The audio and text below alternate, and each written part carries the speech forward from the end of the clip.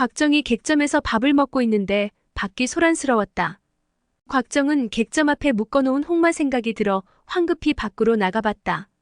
다행히 홍마는 얌전히 풀을 먹고 있었다. 그런데 그 옆에서 점원 2명이 허름한 옷차림의 깡마른 소년을 큰 소리로 야단치는 모습이 보였다. 소년은 대략 15, 16세 정도 되어 보였는데 원래 얼굴을 알아볼 수 없을 만큼 얼굴과 손에 숯검정이 묻어있는 거지였다. 그러나 새까만 눈동자만은 총기로 빛나고 있었다. 소년은 손에 만두를 들고 희죽 웃고 있었는데 하얗게 빛나는 가지런한 치아가 더러운 그의 얼굴과 대조를 이루고 있었다. 점원들은 소년에게 만두를 내려놓고 어서 꺼지라고 야단치고 있었다. 그러자 소년이 순순히 만두를 내려놓고 몸을 돌렸다. 그러나 이미 만두에 검은 손자국이 남아서 팔지는 못할 것 같았다. 크게 화가 난 점원이 다짜고짜 소년을 향해 주먹을 휘둘렀는데 소년은 아무렇지 않은 듯 살짝 고개만 젖혀 점원의 주먹을 피했다. 곽정은 배고파 보이는 소년이 측은해서 그들 틈에 끼어들었다. 이보시오. 아이는 건드리지 마시오. 계산은 내가 하겠소. 그러고는 만두를 집어서 소년에게 건네주었다. 그런데 소년은 곽정이 준 만두를 받자마자 문 앞에 있던 개에게 던져줘버렸다. 그러자 강아지가 허겁지겁 기어와 개걸스럽게 만두를 먹어치웠다. 옆에서 지켜보던 점원들은 만두가 아깝다며 탄식했다. 곽정은 소년이 배가 고플 거라 생각해서 만두를 준 것인데 그걸 개한테 던져주는 소년이 이상해서 어안이 벙벙해졌다. 소년이 쳐다보자 곽정은 무안해져서 그를 주점 안으로 불러들였다. 이리 와서 같이 먹을래? 그러자 소년이 웃으며 말했다. 좋아요. 나도 혼자 심심해서 마침 말동무를 찾고 있던 참이었어요. 소년의 말투는 강남 토박이 발음이었다. 곽정의 모친은 절강 이만 사람이고 강남 육계는 모두 가흥 좌근 사람이라 곽정은 어릴 때부터 강남 방언에 익숙했다. 그런데 소년이 고향 말을 하니 너무나 반가웠다. 소년이 식탁으로 와서 앉자 곽정은 음식을 더 가지고 오라고 주문했다. 소년은 차림새와는 달리 고급 음식과 고급 술을 주문했다. 그러고는 난방의 풍물이며 인물 등에 대해 거침없이 늘어놓기 시작했다. 곽정은 그의 풍부한 학식과 고상한 말투에 크게 탐복했다. 학식이 풍부한 둘째 사부 주총에게 가끔 글자를 배운 것 빼고는 무학에만 전념한 곽정인지라 주총 못지않은 소년의 학식에 놀라지 않을 수 없었다. 원래 말주변이 없는 곽정은 주로 상대방의 말을 듣는 편이었다. 그런데 어찌된 일인지 소년과 대화를 나눌 때는 말이 술술 잘 나왔다. 소년은 곽정이 몽고에서 있었던 이야기를 해줄 때면 흥미진진하게 듣다가 손뼉을 치고 크게 웃기도 하며 아주 천진난만한 모습을 보였다. 곽정은 지금껏 사막에서만 자라면서 또래 친구라고는 탈애와 화쟁 둘밖에 없었다. 하지만 태무친이 탈애를 항상 곁에 뒀기 때문에 어울릴 시간이 많지 않았다. 그런 곽정은 이번에 소년과 맛있는 것을 먹으며 대화를 나누면서 이제껏 느껴보지 못한 또 다른 기쁨을 맛보는 것 같았다. 그렇게 즐거운 시간을 보낸 두 사람은 음식값을 지불하고 밖으로 나왔다. 식당을 나서자 매서운 삭풍이 얼굴을 때렸다. 그러자 소년이 한기가 도는 듯 고개를 움츠렸다. 곽정은 소년이 얇은 옷 한 벌만 입고 있는 것을 보자 안타까운 마음에 담비 옷을 벗어 몸에 걸쳐주었다. 곽정은 그것도 모자라 남아있는 황금 4덩이 중 2덩이까지 담비옷 주머니 속에 넣어주었다. 소년은 미소를 지으며 말했다. 아직 형님의 이름도 듣지 못했습니다. 곽정은 웃으며 말했다. 그러게 통성명하는 것을 잊었군. 성은 곽이고 이름은 정이네. 아우는 어떻게 되는가? 그러자 소년이 답했다. 저는 성은 황이고 이름은 외자로 용을 씁니다. 두 사람은 헤어지기 아쉬워 다른 객점으로 자리를 옮겨 또다시 이야기꽃을 피웠다. 곽정이 흰옷을 입은 남장 여자들한테 말을 빼앗길 뻔한 일을 말하자 황용이 홍마의 내력에 대해 물었다. 곽정은 황용에게 홍마의 내력을 이야기해 주었다. 황용은 부러워하는 기색을 역력히 드러내다 웃으며 말했다. 형님, 제가 보물 하나를 달라고 하면 주시겠어요? 안 줄 이유가 있나? 그럼 그 한열보말을 주세요. 곽정은 조금도 망설이지 않고 대답했다. 좋아, 아우에게 주지. 농담을 좋아하는 성격의 황용은 곽정이 천년에 한 번 나올까 말까한 홍마를 생명처럼 사랑하는 것을 보고 방금 전에 만난 자신이 달라고 하면 이우직한 사람이 무슨 말로 거절할까 보려고 시험 삼아 말을 꺼낸 것이다. 그런데 뜻밖에도 곽정이 시원시원하게 승낙하자 그만 감격하고 말았다. 황용이 감격해 눈물을 흘리는데 눈물 두 줄기가 뺨을 타고 흘러내린 부분에는 검은 얼룩이 지워지고 대곡 같은 피부가 드러났다. 형님, 우리 그만 나갑시다. 곽정은 돈을 지불하고 나왔다. 밖으로 나온 곽정은 홍마의 고삐를 끌고 나와 말을 부드럽게 쓰다듬으며 말했다. 너에게 친구를 태울 테니 성질 부리지 말고 말 잘 들어야 한다. 그러고는 황용을 돌아보며 말했다. 아우, 올라타게. 홍마는 본래 주인 외엔 다른 사람은 절대 태우지 않는데 그동안 야생의 성질이 많이 누그러진 탓인지 아니면 주인의 특별한 부탁 때문인지 순순히 말을 들었다. 황용이 말에 올라타고 곽정이 말 엉덩이를 가볍게 치자 홍마는 먼지를 일으키며 달려나갔다. 황용과 홍마의 그림자가 모퉁이를 돌아 사라지고 나서야 곽정은 비로소 몸을 돌렸다. 벌써 날이 저물어 사방이 어둑해져 있었다. 곽정은 객잔을 찾아 투숙했다. 불을 끄고 자리에 누워 잠을 청하려는데 방문 밖에서 똑똑 소리가 들렸다. 곽정은 황용인 줄 알고 기뻐하며 물었다. 아우인가? 다시 날 찾아오다니 반갑네. 그러나 방문을 열고 들어온 손님들은 황용이 아니었다. 곽정은 그들을 보고 자신도 모르게 헉하고 숨을 들이켰다. 야밤에 찾아온 불청객은 바로 황하삭이었다. 그런데 황하삭이 옆에 낯선 사람이 한 명 있었다. 그는 40여 세 정도의 깡마른 사람이었는데 얼굴이 아주 길고 이마에 3개의 커다란 혹이 달려있어 굉장히 추악한 모습을 하고 있었다. 황하삭이 중 단원도 심청강이 차갑게 말했다. 이분은 우리 사숙 되시는 삼두교 후통의 님이시다. 어서 절을 올려라. 곽정은 황하삭이도 혼자서 상대하기 버거울 판에 척 보기에도 만만치 않은 사숙까지 있으니 예를 갖추지 않을 수 없었다. 곽정이 폭권에 예를 올리며 무슨 일로 왔냐고 묻자 후통애가 물었다. 네 사부들은 어디 있느냐? 저의 6사부님은 여기에 안 계십니다. 그러자 후통애가 웃으며 말했다. 덕분에 네 목숨이 반나절을 더 부지하게 됐구나. 내일 정오에 서쪽 십리 밖에 있는 흑송림에 있을 테니 사부들과 함께 오너라. 후통애는 말을 마치자 곽정의 대답을 기다리지도 않고 일어서서 나가버렸다. 후통애가 나가자 추명창 오청렬이 말했다. 꼬마야, 어르신이 지키고 있을 테니 달아날 생각은 하지도 말거라. 다음 날 점원이 새순물과 먹을 것을 들고 왔다. 전천건이 쌍도끼를 들고 뒤에서 감시하고 있었다. 곽정은 6사부가 모두 멀리 떨어져 있어서 구하러 오지 못한다는 걸 잘 알았다. 그렇다고 도망칠 수도 없는 상황이니 이왕 이렇게 된 이상 사내대장부답게 싸우다 죽자고 생각했다. 결심을 굳힌 곽정은 방값을 지불한 다음 전천건과 나란히 길을 나섰다. 서쪽으로 십리를 가자 울창한 송림이 나타났다. 해가 들지 않는 숲속은 어둠침침해 몇십 보 앞도 잘 보이지 않았다.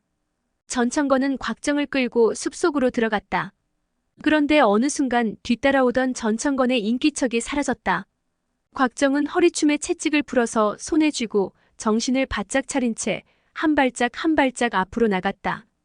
조용한 숲속에는 간간이 새 울음소리만 들려 깊이 들어갈수록 무서움이 커졌다. 그런데 갑자기 머리 위에서 누군가 환한 목소리로 곽정을 욕하는 것이 아닌가. 깜짝 놀란 곽정이 3걸음 물러나서 채찍을 휘두르며 방어 자세를 취한 뒤 고개를 들어 위를 바라보니 황하사기가 각각 큰 나무에 거꾸로 대롱대롱 매달려 있었다. 손과 발이 같이 묶여 공중에서 대롱거리며 몸부림치는 모습이 도저히 공격 자세는 아닌 것 같았다. 황하사기는 곽정을 보더니 다시 심한 욕을 해대기 시작했다. 곽정은 웃으며 말했다. 거기서 그네 타는 것은 아닐 테고 누가 여러분을 나무에 매달아 놓았습니까?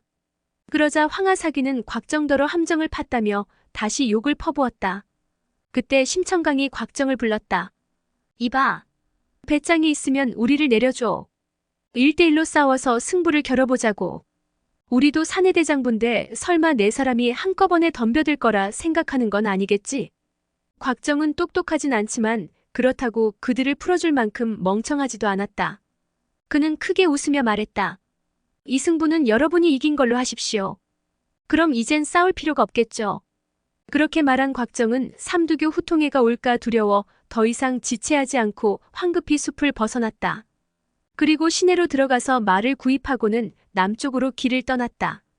가는 도중 곽정은 대체 누가 자기를 도와줬을까 생각해봤지만 도무지 알 수 없었다. 그리고 삼두교 후통에는 왜 그림자도 보이지 않았는지도 의문이었다. 그러나 어찌되었든 곽정은 약속 장소에 나갔고 약속을 어긴 것은 후통이었다. 그렇게 생각을 정리한 곽정은 혼자 꼬박 하루를 달려 영경에 다다랐다. 영경은 금나라의 수도로 천하에서 제일 번화한 곳이다. 곽정은 태어나서 영경처럼 크고 화려한 도시는 처음이었다. 곽정은 많은 것이 신기해 발길이 닿는 대로 거리를 돌아다녔다. 그렇게 반나절을 돌아다녔을까 어디선가 시끌시끌한 환호성이 들려왔다.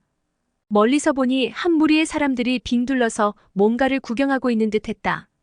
호기심이 생긴 곽정이 사람들 사이를 비집고 들어가서 보니 큰 원 안에 비무초친이라는 황금색 글씨와 흰 바탕에 붉은 꽃이 그려진 깃발이 꽂혀 있었다. 그리고 그 깃발 아래에서는 두 사람이 한창 공방을 펼치고 있었다. 한 사람은 붉은 옷을 입은 소녀였고 또 한 사람은 덩치가 좋은 남자였다. 곽정이 보니 소녀의 몸놀림이 가벼운 것이 무공이 예사롭지 않았다. 그러나 그 소녀를 상대하는 남자의 무공은 그저 그런 수준이었다. 곽정의 예상대로 두 사람의 승부는 얼마 가지 않아 갈렸다. 소녀의 일격을 맞은 남자가 중심을 잃고 앞으로 고꾸라지면서 얼굴을 쳐박고 만 것이다. 온 얼굴이 흙범벅이 된 사내는 창피해 어쩔 줄 몰라 하며 사람들 속으로 황급히 도망쳐버렸다. 구경하던 관중들은 연신 갈채를 보내기 시작했다. 소녀는 머리를 쓸어 올리며 깃발 아래로 돌아왔다. 소녀의 나이는 17세 정도 되어 보이고 비록 오랜 여정으로 고생한 티가 나지만 반듯한 이목구비며 새하얀 치아의 수려한 용모를 감출 수는 없었다. 그때 한 중년의 남자가 앞으로 나와 구경꾼들에게 말했다. 저는 성은 모기요, 이름은 여기며 산동 사람입니다. 이곳까지 오게 된 것은 이름을 얻고자 함도 아니며 돈을 벌고자 함도 아닙니다.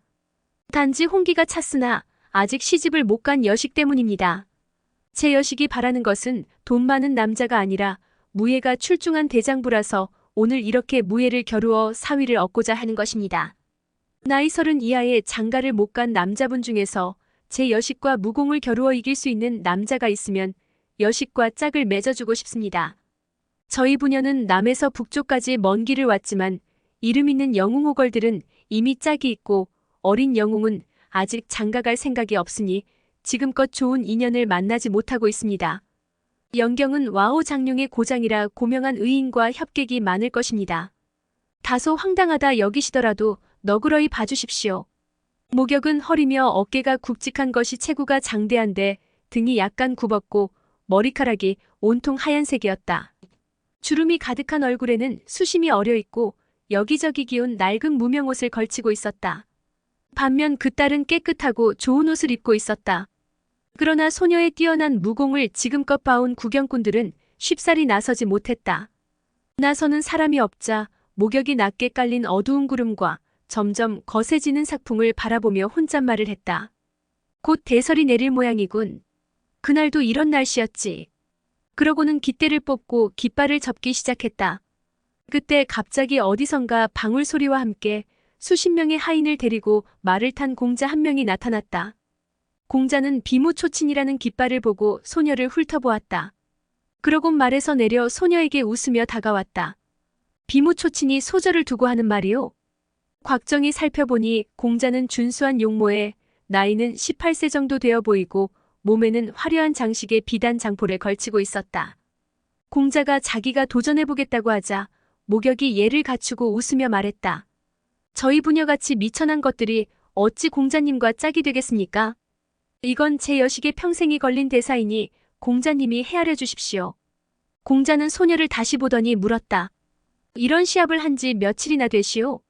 거의 반년이 다 되어갑니다. 그러자 공자가 놀라서 물었다. 그동안 아무도 저 소절을 이기지 못했단 말이오? 난 못 믿겠소. 목역은 가볍게 웃으며 말했다. 무공이 출중한 사람은 이미 결혼했거나 아니면 대결을 원치 않았습니다. 그 말을 듣자 공자가 다시 한번 자기가 도전해보겠다며 느린 걸음으로 원 안으로 들어갔다. 목역은 그런 공자를 보며 탄식했다. 만약 저 사람이 평범한 집안의 후손이라면 자기 딸과 잘 어울릴 한 쌍이 될 텐데 하필이면 상대가 부잣집 도련님이라 아쉬웠다. 영경은 금나라 수도이니 저 정도 하인을 거느리고 다닐 부잣집이라면 필시 조정의 대신이거나 큰 재력가의 자식이 분명했다. 목역은 자기 딸이 이겨도 후환이 두렵고 진다 하더라도 그런 집안과 사돈이 될 수 없다는 걸 알기에 난처했다. 목역이 다시 한번 말렸지만 공자의 고집을 꺾을 수 없었다. 오히려 공자는 소녀를 얕잡아 보는 듯 웃으며 말했다. 소저가 살짝 나를 건들기만 해도 이기는 걸로 하는 게 어떻소? 그 말에 소녀는 어이가 없었다. 무예를 겨루는 것인데 승부는 공정해야죠. 그러자 인파들이 술렁거리며 어서 시작하라고 재촉했다. 소녀가 미간을 찌푸리며 말없이 겉옷을 벗고 공자에게 폭권의 예를 갖추니 공자도 웃으며 답례를 했다. 소저께서 먼저 공격하시오. 목역은 곱게 자란 공자가 무슨 무공을 하겠나 싶었다. 적당히 상대하고 후환이 생기기 전에 얼른 빠져나가야겠다고 생각하면서 말했다. 공자, 장포를 벗으시지요. 그러나 공자는 웃으며 그럴 필요 없다고 딱 잘라 말했다. 그 모습을 지켜보던 구경꾼들은 이미 소녀의 무공을 보았던 터라 잘난 척하는 공자가 크게 망신을 당할 것이라 생각했다. 소녀는 어이가 없는 듯 다시 한번 말했다. 공자께서 먼저 하시지요. 그러자 공자가 알겠다고 고개를 끄덕이더니 순식간에 오른쪽으로 몸을 돌아 소녀의 등 뒤로 이동해 소녀의 어깨를 향해 손을 내뻗었다.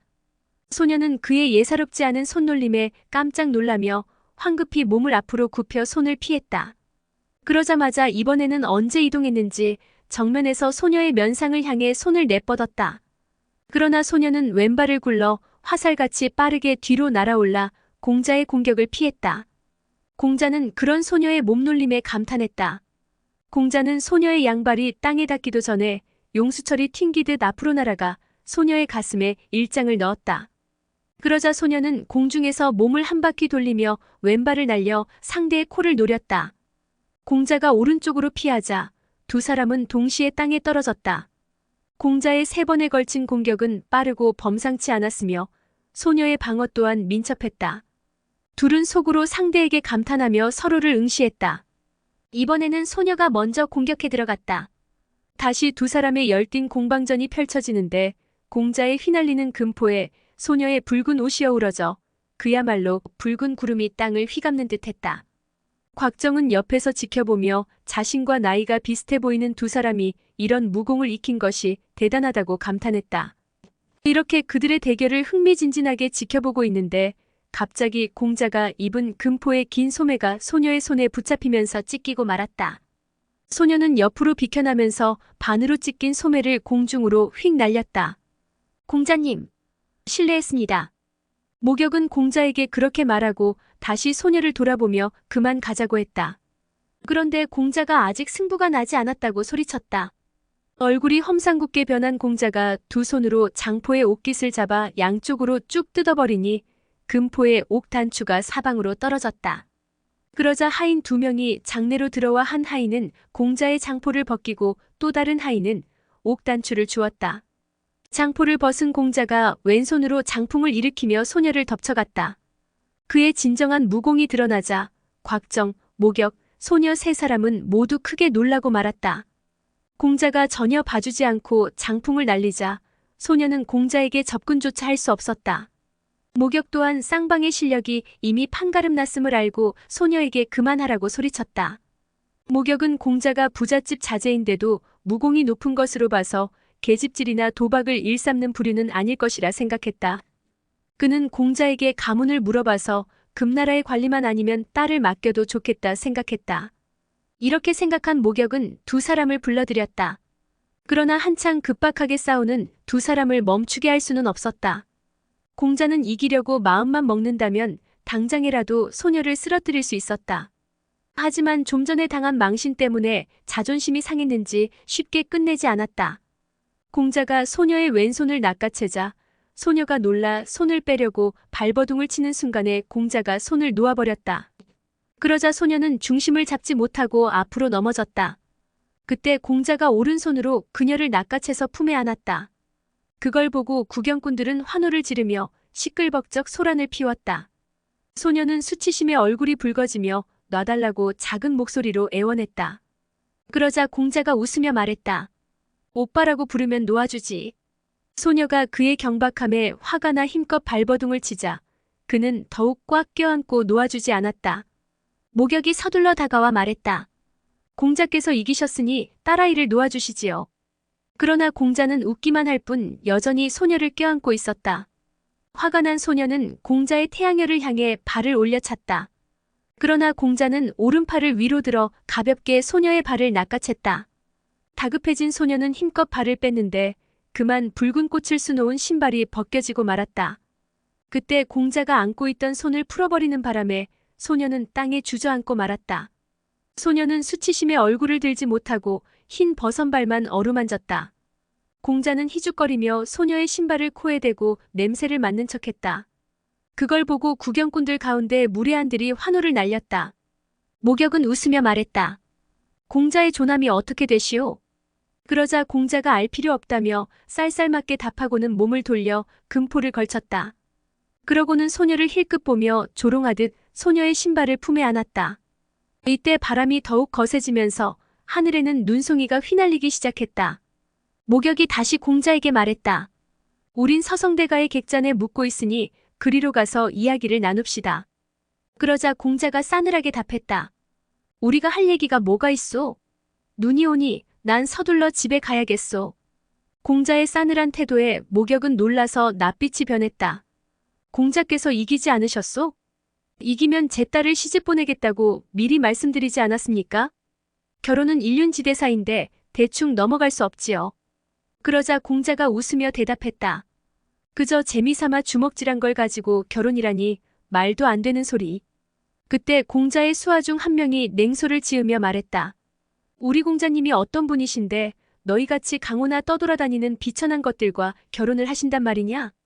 헛된 꿈 꾸지 말거라.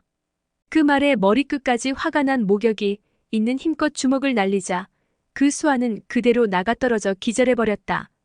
공자는 더 이상 상대하지 않고 부하를 부축하라 명하고는 말에 올라타려 했다. 그때 목역이 화가 나서 소리쳤다. 우리 부녀를 심심풀이로 여긴 것이오? 그러나 공자는 아무 대답도 하지 않고 왼발을 말 등자에 올렸다. 그러자 목역은 왼손을 뻗어 공자의 왼팔을 잡고는 으르렁거렸다. 그래, 나도 우리 딸을 너 같은 경박한 소인배에게 주고 싶지 않다. 신발이나 내놓고 가거라. 그러나 공자는 목역을 비웃으며 대꾸했다. 신발은 당신 딸이 원해서 나에게 준 것이니 당신이 상관할 일이 아니오. 혼인이 성사되지 않았다고 전리품까지 내놓으라는 법은 없잖소. 그러고는 팔로 작은 원을 그리며 손목에 힘을 주어 목역의 소나기에서 팔을 뺐다. 목역은 분노로 온몸을 부르르 떨더니 끝내 이성을 잃고 공자의 태양열을 향해 주먹을 날렸다. 공자는 몸을 날려 피하면서 말등자를 지렛대 삼아 바람같이 장내로 들어섰다. 내가 늙은이한테 지더라도 사위가 되라고 억지를 쓰지 마시오. 그러면서 희죽거리는 공자를 보면서 구경하던 사람들도 그의 경박함과 무례함에 화가 치밀어 모두들 입을 꾹 다물었다. 목역과 공자의 공방전은 불꽃이 튀었다. 공자도 목역이 화가 많이 난 걸 아는지라 방심하지 않았으나 결국 목역의 주먹에 얼굴을 맞고 말았다. 그러자 약이 바짝 오른 공자는 5손가락을 구부려 목역의 손등을 찍어버렸다. 그러고는 손가락을 빼내니 그의 손가락에서 붉은 피가 묻어나왔다. 비명을 지른 목역이 자기 손등을 보자 붉은 피가 뚝뚝 떨어지고 있었다. 소녀가 서둘러 목역에게 다가와 아버지를 부축한 후 옷깃을 찢어 상처를 동염했다. 그러고는 분노한 눈으로 공자를 쏘아보았다. 공자는 옷깃으로 손가락에 묻은 피를 닦고 다시 말에 올라탔다. 그때 곽정이 무리를 해치고 장내로 들어서며 소리쳤다. 어이! 비모초친에서 이겼으면 저 소저와 혼인을 해야지 그냥 가면 어떡하나? 오늘의 영상은 여기까지입니다. 영상이 도움이 되셨다면 구독과 좋아요, 알람 설정 부탁드립니다. 시청해주셔서 감사합니다.